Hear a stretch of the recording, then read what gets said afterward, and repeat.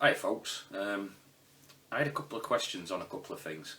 One were hardwood cuttings and the other was on how well this works, or a review. So I've just done a little bit of a review, show how it works. This is a grafting tool, and I've also done how I do my hardwood cuttings. Now I've had success, let's say. Not 100% success, but I've had success with them, and there's a few clips of stuff that I've done, and there's a clip of how I do it. It is so easy. When I take an hardwood cutting, I don't use any rooting compound, I don't use anything. Now you can stick it in a cutting in a pot or it directly into the ground outside. So, but here are the clips. I'll get on with it. Nice to be nice. All these trees here, there's 10 of them, are the same rootstock or the same tree as the plum which I grafted to, the wild plum. These are all wild plum. Now I took these hardwood cuttings last year, November time, October, and out of 10, that's got some life in it. I've got 10, which I'm very pleased with. Now hardwood cuttings are really easy to take, but I'll show you. This is a Japanese maple. Now if you look, that's a little bit fatter than my finger, but it's actually putting out leaves. Now I've put 5 of them in, but that's the only one that's showing anything yet, so I'm mildly confident I might get another one.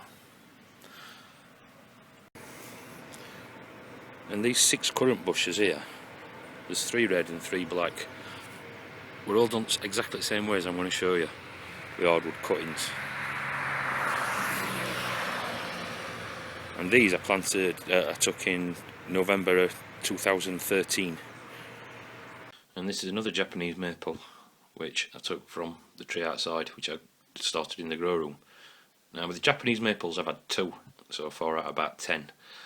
The plum I got 10 out of 10. So obviously if you wanted to take hardwood cuttings, I would sort of edge your bets, take a lot more than what you're actually expecting to want. It's obviously not very red, this one, because it's not getting any sunlight, direct sunlight that is. So, but I'm very pleased that it started, and I want to try and this might end up being a bonsai. This is how I take hardwood cuttings. Now this is a piece of plum. It's obviously not suitable at the wrong time of year. This should be tucked in, well, when it's dormant. This is dead, but when it's dormant this should be tucked. And literally, if you can see buds on it, I usually, well, ones I've done, I usually get about 6 or 8 buds, depending on spacing. Better if it's a bit there like. You could say 10 inches long, which is about, what's that, 10 inches, 20 centimetres. Probably a bit more than 20 centimetres, but you can take a piece 20 centimetres long. And so this is how I do them. I cut it off at a slant above a bud, and then we bottom off. Now this is like, I've had good success. Well, you'll have seen. I'll show you videos. Oops, don't do that. But that's because it's dry. And I basically just cut all buds off at bottom, and I'll stick it into ground or a pot. I mean, the ones I've done outside have worked really well with the black currants and the plum and the wild plum. So I'd stick that into ground up to there, say November. The ones I've done outside I've stuck through plastic. Basically it keeps the ground warm, it keeps it damp, and I don't have to weed it, I don't have to worry about pulling weeds out of it. It looks messy, but it's my little nursery spot. So that is how to do an hardwood cutting. It's so simple, but I would say if you want 2, do 10. You might get 10. You can always give away or sell or do whatever you want. The main reason I'm doing these is because I want to do grafting onto them. I want to graft different trees onto the trees I've got. I have the plums, I've got the apple and the pear, so I want to get 2 or 3 varieties on each tree so that it can prolong my season. So I've got an early apple and an early pear, and then a middle sort of pear and a late one if I get a chance to find it, if I can find sea onward, that is. So hardwood cuttings. What I will say also is the size. Now that's a little bit thinner than my finger or a bit fatter than a pencil. I mean, that's sort of a good size. There's enough life in that, or that's what I've found, there's enough life in that sort of size of wood to actually produce roots and overwinter in ground. This is the grafting tool which I used to do a couple of grafts on that other tree, and I asked Rob, I think it were, asked me to do a review on it. Now, providing you've got the sea wood and your rootstock tree, you've got the same size material, because with this it's only for pencil grafting. So when I did that grafted the tree the other week, I used some various different types of graft, cleft graft and a bark graft, because the wood I had were sort of pencil size, and the stumps I had were 2 inches or 4 centimetres, 5 centimetres. So that's why I did different types of grafts. This is great if you're only doing pencil grafts and that's the size you've got. I'll just show you how it works. It is right-handed, but imagine that's your sea wood.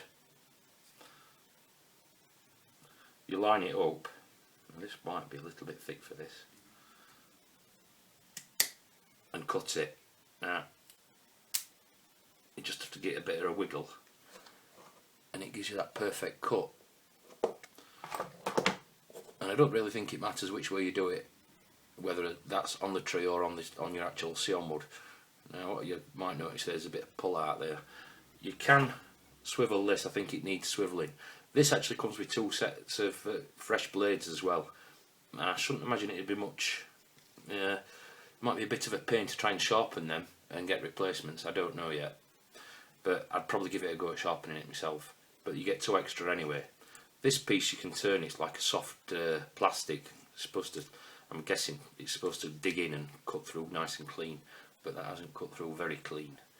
But when you put the pieces together and tape it up, I'll do a different piece to show you. But it's like, obviously it's invisible almost, but you've got to find another piece of wood that's same size. So let's say this piece here, similar size. I mean, for that, they're no good for that size. I mean, they'll snip, some of them are good for that sort of stuff, snipping side branches off. But for that big size, they're good for now. I mean, it takes that sort of stuff off alright. But again, so I'm looking for a piece of wood that's relatively the same size. What have we got on that size? I'll do it right-handed because I can see. That would be that. That would be that.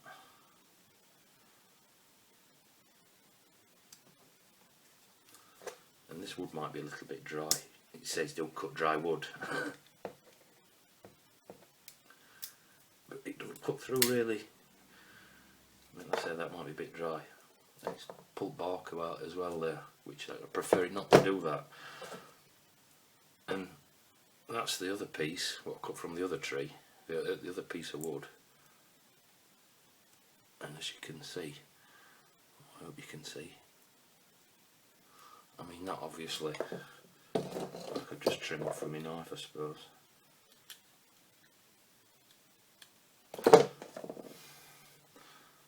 And it says on the thing that you don't have to use wax, but to me, I would. And it goes together like that. I'd put wax around it and then tape it up. But as I say, as good as it is, you've got to be using the same size stock and and see on. It'd be good if you had a lot of small trees that you've started, a lot of propagated trees that are all about the same size, and then you can graft onto a new top, whichever top you wanted. Or if you got some that's branched out, you could put 2 or 3 on, you know what I mean, 2 or 3 different varieties. That's what I'm talking about. That's sort of the main reason I wanted to get into doing some grafting. But as a tool, it's alright, you know. Maybe if I turn that round, because I have used it, and I've just used it on some bits of dry wood, which probably not a good idea, as it says on the back of the packet. But that's what it is. A professional grafting tool. It's made in Taiwan, if you can see that. There's a number on it and everything. And if I think it's available on Amazon. Dale Calder actually found this, and I asked him to send me one. So it's a pretty good tool. But as I say, it's limited to size. That's all it is. It's limited to 1 graft. I mean, if it were a case, and I think that's one of Audie's grafts cut by hand, I would think. I mean, if I were, you know, to cut this sort of graft, you're looking at cutting in on the other side, obviously using sterile equipment and a sharp knife.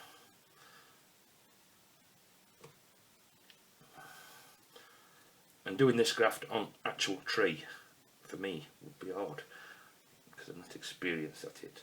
But you've got Stephen Hayes, I'll put his thing in, he does loads of grafting. See that, it's not very good. It's not an ideal knife either, this, for doing this sort of stuff. But as you can see how difficult that is for me to do it here, sat here. So doing that in film, that is like 100 times better. I've got to say, that's 100 times better. As I say, you're just limited to that graft, to that saddle graft or pencil graft, whatever you want to call it. But I'm sure I'll get lots of use out of this. So anyway, that's that. So I'd pop that one in. The pears come out into flower, look. They're quite nice, aren't they? Very delicate and beautiful.